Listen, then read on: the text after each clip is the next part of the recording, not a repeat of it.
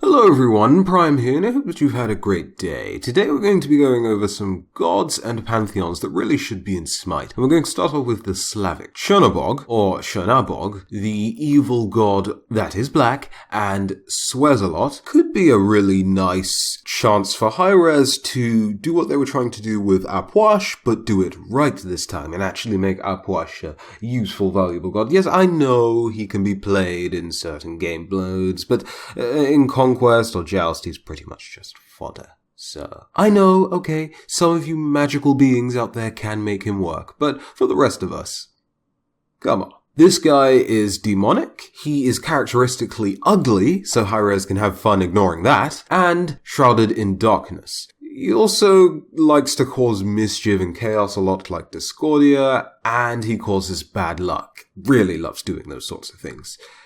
Also, to keep him away, the people would pour curses into a bowl, i.e. they would just say every single swear word they could imagine into just this bowl. A bit like a swear jar, except instead of putting money inside, you are literally just swearing into the jar. If high-res could somehow put that into the game whilst remaining PG, family-friendly, I'd like to see them doing that. And next up, of course, we've got his counterpart, Belobog. And by the way, Bog apparently means god. He's the counterpart of Chernobog, his opposite, his eternal rival. They are in this endless struggle against each other. So Belobog, of course, bestows goodness, good luck, and has a joy just spreading harmony amongst people. Unfortunately, not that much information is known about the two gods, and in fact the Slavic pantheon in and of itself suffered a similar fate to Mayan mythology in that some Christian invaders came along and decided to mess up their history a bit. So there's that unfortunate occurrence. So the last god that we're going to be talking about from this pantheon is Sventovit. He was a god of abundance and war. We're going to focus more on the fact that he was a god of abundance, i.e. a god of having a lot of stuff. Now, unfortunately for this chap, his temple was destroyed by invading Christians, but he had 4 necks and 4 faces, and his statues housed drinking horns that would point to the north, the south, the east, and the west. Now, high-res could go wild with this god. They could make him a stun-switching god and give him a lot of skills. They could add some high-res innovation and find out another way of giving one god a ton of skills, give him a ridiculous amount of damage or defense, because again, god of abundance, which is an ambiguous thing, and because the Slavic pantheon is like the Mayan pantheon in that there's not that much information about the gods because that information's been destroyed or erased for the most part, high-res is just free to be very creative with these gods, and they do a lot of things with them without upsetting the lore too much, so there's a plus there. In the spirit of not upsetting the gods' lore too much, we're going to move on to Baltaic mythology. And the first god that we're going to be talking about here is Aedvaros. Now, this isn't necessarily a god, more of like a godly creature or a very dangerous creature, but it disguises itself as either a black rooster or a white rooster, according to Wikipedia, and can transform itself into a fiery serpent that flies. Now, actually, I'm not too 100% sure about the color that the rooster transforms into, but it is definitely a rooster that it transforms into, just for day-to-day life and to stay on the down low. And if it dies, it apparently becomes a spark. Now, there's a fun thing. We could have some sort of suicide blowy-uppy on death character. We don't actually have that in Smite, I don't think. So that could be a really cool mechanic to play around with. Harmless creature that transforms into a beastly fiery serpent that flies. So we could have a unique disguise mechanic in Smite, and then of course high-res can do whatever they want with the whole fiery serpent aspect. I guess that's kind of like Kulkulkan always on fire, but let's hope it's not just Kulkulkan but always on fire, if they ever do put it into the game. Next up we have 3 gods. One of them is Baltaic, and her name is Lima. But then we also have another goddess from Greek mythology, the wife of Kronos, Anarchy, and She from Egyptian mythology. Now, I'm putting them all in the same category because they reside over destiny or fate, or both. And Lima would protect unborn children and could see into their future, but once she uttered their future and what was in store for them, that future could not be changed under any circumstance. Now, She is a person that's very similar to this in that once they'd seen a person's future, that future could not be changed, and there's a very specific story regarding this involving a prince who, his prophecy was that he was to die by the hands of one of 3 animals, and he survives an encounter with 2 of those animals. And I bet you can't guess what happened when he tried to encounter the 3rd. But yeah, I don't know too much about Anarchy. I'm sure there's an abundance of information about her, but again, I grouped them together because of the fact that they reside over very similar things, that being fate and destiny, and we don't really have very many, if any, gods of destiny or fate.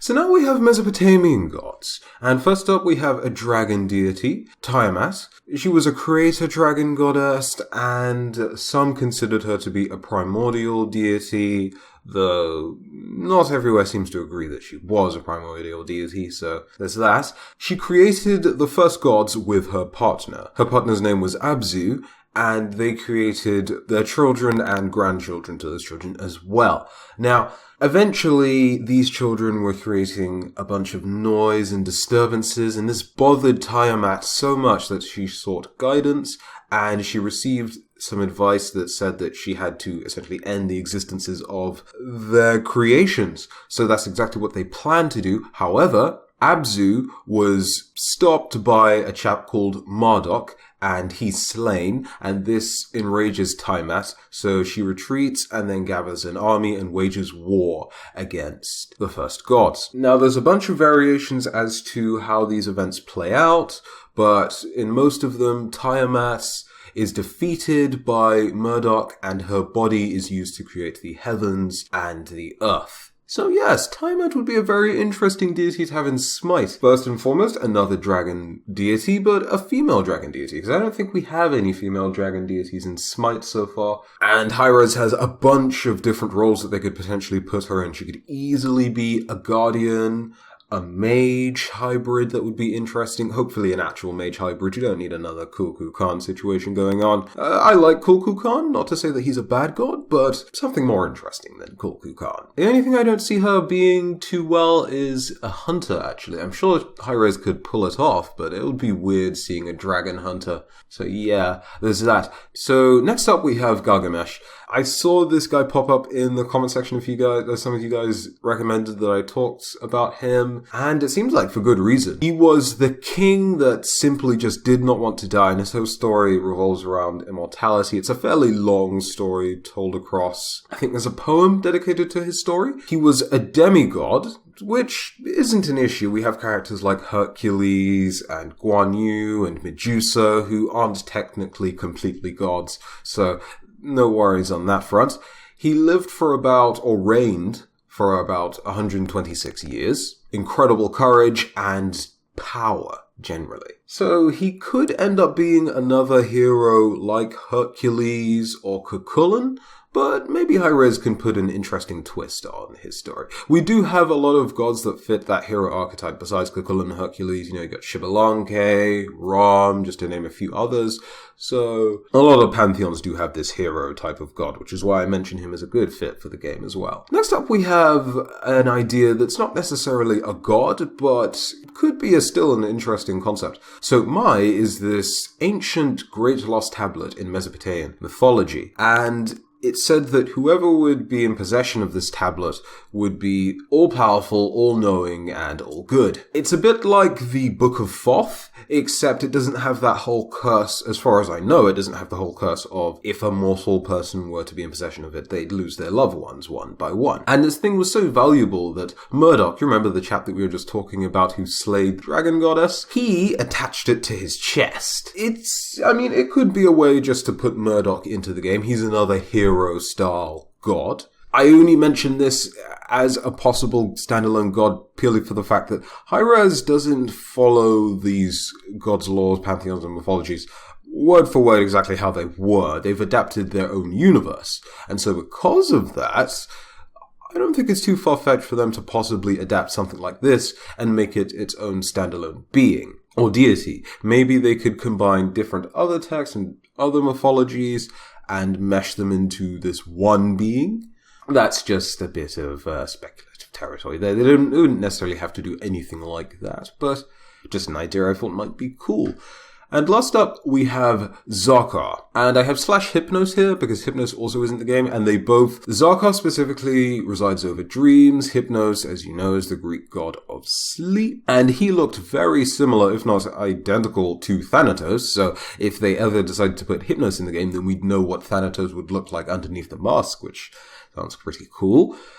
Also, we could get some better, perhaps, mechanics for the sleep CC. Maybe they could give these gods something better than a mez, or maybe even a mechanic that ignored speeds, so if they hit you with a sleep CC, you can't just beads it. It would be cool just to see Hypnos in the game. Why Hypnos isn't in the game at this point, not sure why. Maybe it's because he's a primordial god, and Hi-Rez doesn't particularly like to have too many of those. I don't know. But bonus fun facts about Hypnos. He lives in a cave with Thanatos full of poppies and other things that might put you to sleep.